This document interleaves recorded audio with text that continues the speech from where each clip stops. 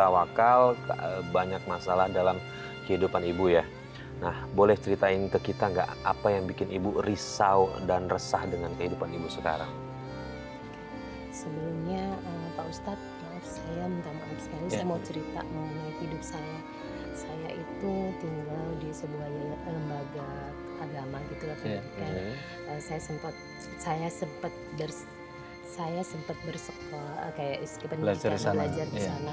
Jadi saya sempat belajar di sana kurang lebih pas saya selesai SMP mau masuk SMA, saya masuk ke situ hampir selesai.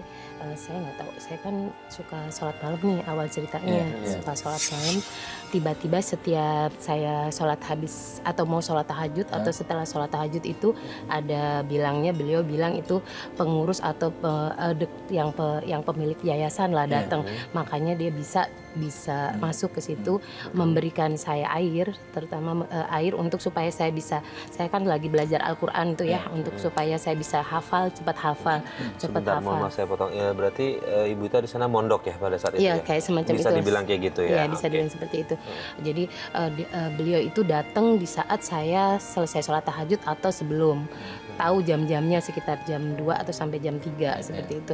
Dan ini minum airnya supaya, karena dia katanya, beliau bilang sama saya, kamu saya lihat kamu rajin sholat malam, jadi biar kamu lebih ini hafal-hafalannya, saya kasih air gitu, kamu minum. Ya udah saya minum. Saya sering minum itu udah setiap hari, saya itu kurang lebih 2 mingguan saya minum air dari beliau. Setelah itu saya kan udah selesai, saya niat itu mau melanjutkan lagi ke perguruan tinggi. Tiba-tiba saya nikah. Maksudnya nikah dengan laki-laki yang tadi ngasih air itu? Yang katanya pengelola pendidikan itu. Jadi saya nikah, dan yang saya tahu kok saya mau gitu loh, sadar-sadar saya udah nikah. Nah, sebentar, pada saat dia ngasih, mohon maaf, yang namanya laki-laki dan perempuan kan ada rasa ketertarikan nggak Mbak pada saat itu? Enggak, saya kan masih, saya nggak ada pikiran saya taunya kayak dia itu pembimbing, beliau itu pembimbing kami, ya udah nurut-nurut aja, dikasih air kata buat supaya bisa menghafal Al-Qur'annya lebih lancar. Air ini udah ada doanya supaya kamu itu kalau hafalin Al-Qur'an segala macam lebih fasih nantinya, baca-baca doa-doa apa aja. Katanya begitu. Iya, karena kan beliau sering lihat saya sering melakukan sholat malam gitu, untuk lebih afdol lagi supaya seperti itu wadahnya. Makanya saya mau aja minum. Setelah itu, setelah mau masuk perguruan tinggi diajak menikah gitu? Iya, terus mau? Saya mau, sedangkan saya tahu itu usianya, saat itu usia saya kurang hampir 20 tahun, 19 tahun.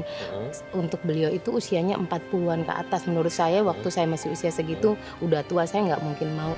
Karena ada seumuran saya yang ada, saya tertarik sama seusia saya gitu.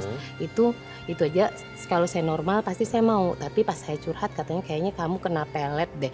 Saya itu kalau sama beliau itu nurut terus nggak bisa apa-apa, pokoknya bukannya nggak bisa apa-apa ya, apa yang diomongin saya manut, karena dikit-dikit beliau itu suka bicara ini sunnah, harus nurut sebagai istri, ini sunnah seperti itu. Ya ada lagi kejadian yang fatal, maaf sebenarnya saya malu sih menceritakannya. Setelah menikah ada perbuatan hubungan tidak senonoh.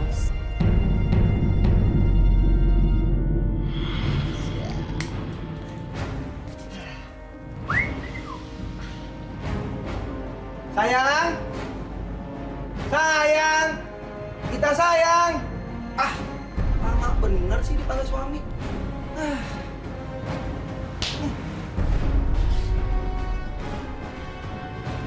Sayang, kita. Bentar mas, aku lagi masak air, nanggung, dikit lagi mateng. Lama bener sih kamu,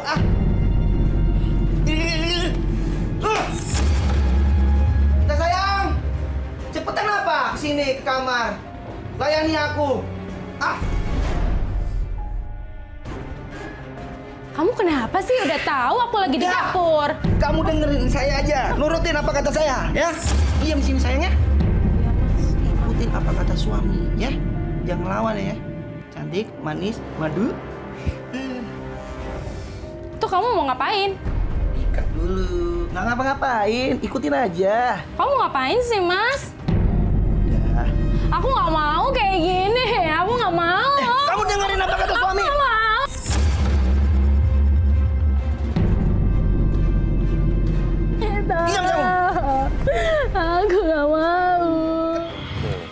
meninjau nih Pak Ustadz. Iya. Ada yang dia khawatirkan adalah pertama, pertanyaan pertama adalah benar nggak sih gitu dengan meminum air dia kemudian lafaz Qur'annya bisa lebih bagus gitu, tapi bimbingannya hanya sekedar sampai situ. Dan akhirnya dia mencurigai kalau air itu adalah bagian dari pelet, bukan begitu ya Bu ya? Saya Iya. simpulkan seperti itu. Karena ada kerabat saya yang Karena dia bicara merasa, seperti itu. ya kerabatnya bicara, dia merasa seperti itu karena kalau dibilang secara ini nggak mungkin juga saya menikahi orang yang lebih tua menurut dia. Nah, yang kedua adalah ketika malam pertama dia melakukan kalau menurut saya sih itu kalau dalam buku bacaan itu kurang lebih seperti fantasi orang, menyakiti orang lain dulu, menyakiti pasangan untuk berfantasi untuk lebih jauh lagi melakukan hubungan badan. Ini gimana Pak Ustadz? Yang pertama begini Mas Arif, kalau jadi misalkan ada seseorang tinggal di suatu asrama di lembaga pendidikan, kemudian ini punya tujuan mulia untuk menghafal, taruhlah misalkan materi dalam konteks tadi agama, Quran, misalkan. Memang ada beberapa pandangan, jadi tidak serta-merta kemudian kita hukumi bahwa oh ini dikasih minum bulan pala tidak. Ada beberapa yang meyakini. Jadi misalkan ada istilah konsep bertabarruk, mengambil barokah dari seorang guru, maka kemudian guru misalkan mendoakan dan seterusnya, maka kemudian diminum. Itu ada beberapa pemahaman semacam itu juga ada. Bisa dibilang metode kayak gitu ya, Pak? Tidak metode tetapi Bukan sugesti kira-kira begitulah untuk doa dan seterusnya. Jadi ibaratnya kan ada orang misalkan sakit kemudian kemudian seorang tokoh agama kemudian memberi air, kemudian sebelumnya dibaca-baca dan seterusnya, bertabaruk misalkan dengan Fatihah seterusnya, ada yang memahami semacam itu. Tapi ada juga ulama yang tidak berpandangan seperti itu, tidak jalan semacam itu. Lah, kita tidak tahu persis apakah benar misalkan air yang diberikan kepada Mbak Ita tadi dari tokoh agama yang kebetulan dia tinggal di asrama tadi itu bagian dalam rangkaian misalkan mempelet sehingga dia tertarik. Kita nggak tahu persis kan, nggak tahu persis ilmu itu kan soal lain gitu. Tapi ada satu hal tadi yang menurut saya tidak wajar tadi itu kan, Mbak Ita menceritakan bahwa suatu malam Mbak Ita ini melakukan sholat qiyamul lail, tapi kemudian sang tokoh agama tadi datang memberikan minum, dan ini kan di asrama putri, dia tidak. Ini dalam mainstream pembelajaran misalkan taruhlah di suatu asrama ini tidak lazim. Walaupun dia yang punya yayasan. Walaupun dia yang punya yayasan tidak lazim. Biasanya apalagi ini malam hari.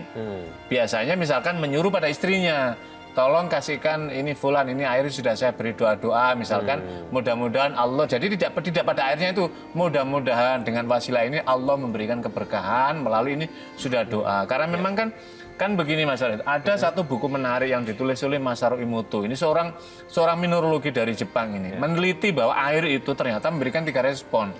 Jadi ketika kita dalam amarah, maka air itu akan negatif respon. Ketika kita cuek saja, maka air itu akan netral respon, nggak respon. Tapi ketika kita memberikan sugesti dengan doa-doa, ternyata air ini juga memberikan positif respon gitu lah. Nah, kemudian dia menyatakan ini baru air, apalagi makhluk Allah, makhluk Tuhan yang lainnya berupa manusia tentu diberikan akal, disugesti, maka pasti akan berikan respon lah. Konteks tadi seperti itu. Tetapi yang kita lihat adalah tidak lazimnya tadi itu. Kalau dalam dunia pesantren, dunia asrama, ini tidak ada. Apalagi itu kan sudah jelas. Bahkan tertulis sekarang asrama, dilarang masuk asrama putih kecuali, kan begitu. Lah, pembina tadi itu apalagi ini tengah malam. Saya kebetulan saya 6 tahun tinggal di asrama tidak pernah menemukan kisah dan cerita semacam itu. Yang ada misalkan pengurus malam hari itu memeriksa keamanan, bukan mendatangi orang. Jadi misalkan di luar kamar tadi itu memeriksa, itu bagian dari itu yang terjadi. Itu pun orang inti di suatu asrama itu. Nah, konteks tadi itu saja sudah dalam tanda petik ada yang dilanggar secara normal. Yang pertama, kendati pun itu di bawah naungan memilihnya karena kan bukan mahramnya.